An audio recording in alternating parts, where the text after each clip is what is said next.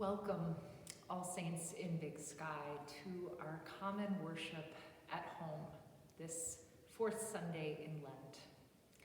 If you haven't had an opportunity already, I invite you to open the file that has an order for common home worship. You may want to light a candle wherever you are. You may want to pray the prayer of the day, read Psalm 23, and the other readings appointed for this Sunday. Then you may want to listen to the video sermon that is on this video, and then return to the document for Amazing Grace, listening to it or singing it yourself, and then closing with prayers for the world and especially for those who are in need during this time of coronavirus spread. Let's take a moment to quiet ourselves and prepare to worship.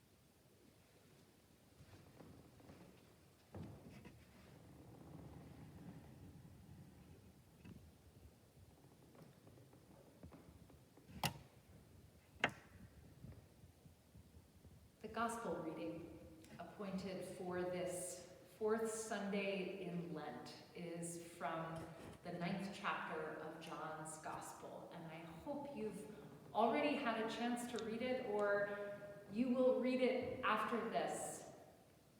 It is a story that calls into question what it means to be blind and what it means to see.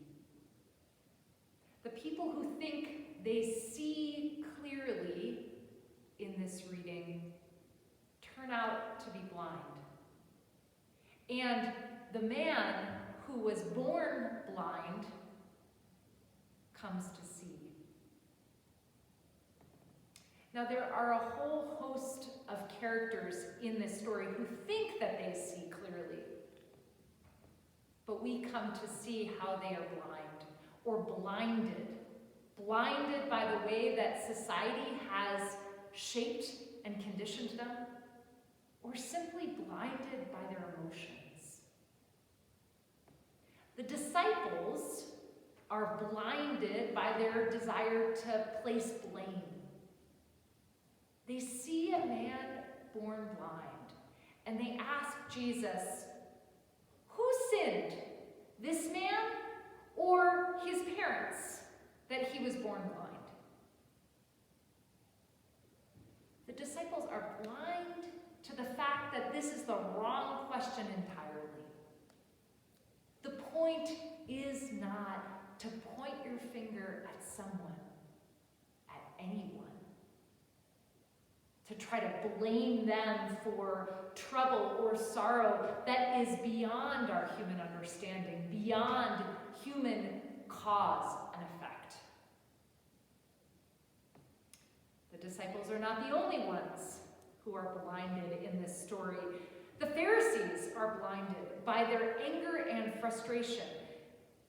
Jesus heals a man who was born blind, and the Pharisees cannot see the good in Jesus' act. Instead, they condemn him for breaking rules. The parents of the man born blind are also blinded. They are blinded by their fear of the Pharisees as authorities who can get them in trouble. They are too afraid to say something that might get them in trouble, so they are too afraid to stand and support their son. We have people in this story blinded by a desire to blame, blinded by anger and frustration, and blinded by fear. Sound familiar? Because many of us in these past days across the world have been blind. We were blind to the devastating power of the coronavirus. In a few short weeks here in the United States, and really a few short days here in Big Sky, our lives as we have known them have been upended and canceled. No more Sunday morning worship in the chapel. No more going to school as normal for the kids. No more going out to eat. No more searching through the library stacks. No more ski resort. No riding up the lifts or swishing down the slopes. No more book groups. No more parties. No more plans to travel to Europe or to Asia or to anywhere else. And possibly no more toilet paper in the grocery stores or maybe in our homes. But we were blind that a world, our world, could change so quickly. And now we are blind to the future. We cannot say with any certainty at all when things will return to normal. Will it be just a few weeks or a few months? The spread of COVID-19 is one of those points in history that will have a before and an after. And our eyes are still blind to when and what that after looks like. And I know, amidst all of these rapid changes and the overturning of my weekly schedule, I also am blind. I have been blind to my own emotional state, blind to the ways that the stresses of these last days have affected me, blind until I found myself fighting with my spouse on Thursday evening over an online school video for my first grader. And I admit it took more than a few minutes of stepping away and breathing to see how ridiculous I was being. The spread of COVID-19 has birthed a new world, a world in which our eyes cannot quite focus like we used to.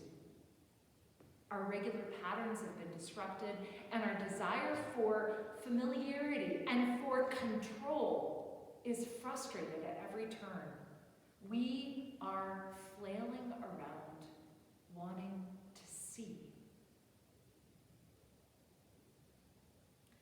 Now, in our gospel reading, our story from John chapter 9, the man born blind didn't know when or if he would ever see. You know, he doesn't even ask Jesus for help in this story. He is simply sitting on the side of the road, begging for his daily bread. It is Jesus who sees him. And it is Jesus who goes over to him. And it is Jesus who breaks any rules of 6-foot social distancing. And all those those rules about touching anyone's face. And he spits into the dirt and makes a mud and rubs it on the man's eyes. And he sends the man to wash in the pool of Siloam. And the man comes back with the beginnings of amazing grace on his lips. I was blind, but now I see.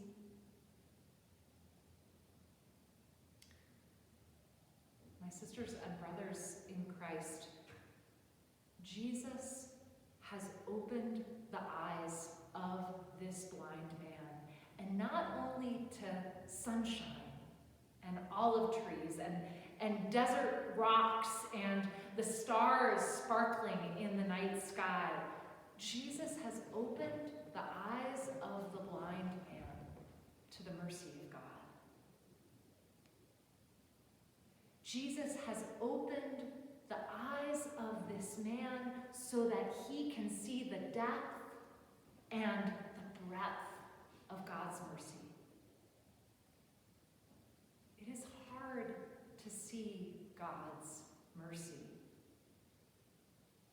Whether we are blind from birth or whether our vision has been 20/20 since we were born, it is hard to see God's mercy. Even the possibility of that mercy breaking over the mountains like the first rays of sunlight in the morning. It is especially hard to see God's mercy in this time of coronavirus outbreak. But when I texted Pastor Valerie this week with a "I need help," and minutes later she was on the phone to me, offering whatever help I needed, I found myself choking up on the phone, and I couldn't help but start crying. Crying probably out the motions of the week, all of the emotions that had stacked up inside, but also crying out my gratitude.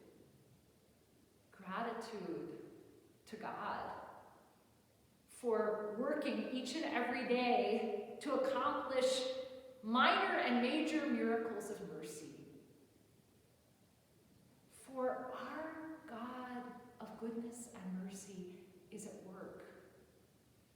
Even now, especially now in this frightening time of COVID-19. Our God of mercy is at work, giving strength to so many people who are using their skills and their gifts and their labor to help others. Think of the doctors and the nurses who are putting themselves and their families at risk day after day in hospitals around the world and dealing with changing rules and lack of supplies and so much uncertainty, and yet they show up again and again, doing all that they can do to make sure that the sick get the care that they need. God's mercy is shining through them. And then there are the teachers that are here in Big Sky, but also teachers that are around the globe who are rapidly trying to adjust to teaching children as young as 6-year-olds over the internet. They are somehow doing this, working hard through this uncharted territory, and it is not easy to learn a whole new way of teaching in 48 hours, in less than a week. God's mercy is shining through these teachers. And then there is our leadership here at All Saints as well. Our joint council came together just on Tuesday and made the difficult decision to cancel worship, though nobody wants to do this. But they did this out of mercy for our most vulnerable members and visitors. not want to put anyone at risk. And we don't always know in this time if we are putting someone at risk. God's mercy is shining through our leadership at All Saints. And then there's Sarah. Most of you know Sarah, our clerical and communications assistant, but also the manager of the food bank. And she has been putting in 14-hour days this last week, handing out boxes upon boxes of food in this new food bank drive-through setup they have to so many Big Sky workers and members of this community who no longer have jobs. And as of today, many of them will no longer have housing. God's mercy is shining through Sarah. And then there are the members of our outreach committee, along with other outreach committees and other faith communities around Bozeman. They came together and made the decision to give an emergency gift from our outreach funds to support the emergency needs of the homeless people of Gallatin County. People who are being turned away because there's just not enough space for social distancing when you are homeless. And these folks who do not have homes are going to be sent out into the elements. But because of HRDC and because of congregations like ours, they'll have a sleeping bag and a tent, some protection from the elements. God's mercy is shining through the faith communities of Gallatin County. My dear people of All Saints in Big Sky, God's mercy burns stronger and brighter than this present plague that our generation faces. God has, after all, seen many plagues, many pestilences, many diseases, and God's mercy has shined through them all.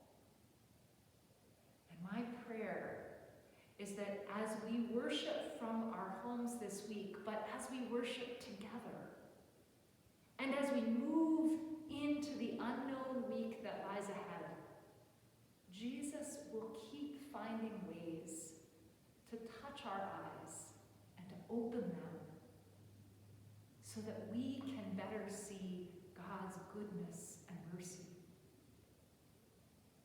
Though we walk through the valley of the shadow of this coronavirus, surely goodness and mercy will follow us all the days of our lives. I ask you to join me in prayer as I pray the words of Psalm 23. The Lord is my shepherd, I shall not be in want. The Lord makes me lie down in green pastures and leads me beside still waters.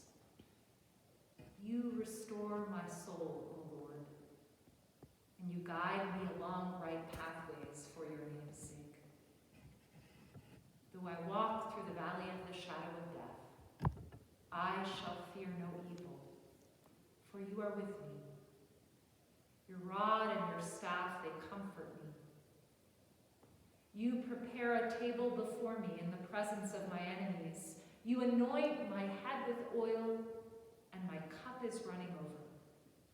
Surely, goodness and mercy shall follow me all the days of my life, and I will dwell in the house of the Lord